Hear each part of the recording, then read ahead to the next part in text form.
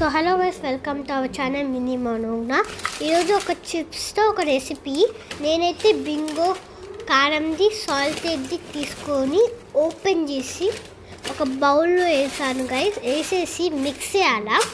Mix చేసిన తర్వాత మనము ఒక దంచేది తీసుకొని చిన్న చిన్న పీసెస్గా దంచుకుంటే మనకి తినడానికి ఈజీగా ఉంటుంది. First tomato, chilli, onion, lemon and coriander. First అయితే నేను ఆనియన్ వేసుకుంటున్నా, సెకండ్ టమాటో, థర్డ్ వచ్చేసి చిల్లీ రైస్, ఫోర్త్ వచ్చేసి లెమన్ కాస్త పిండుకోవాలా, ఫిఫ్త్ వచ్చేసి చాట్ మసాలా వేస్తున్నాను, సిక్స్త్ కాస్త కొత్తిమీర.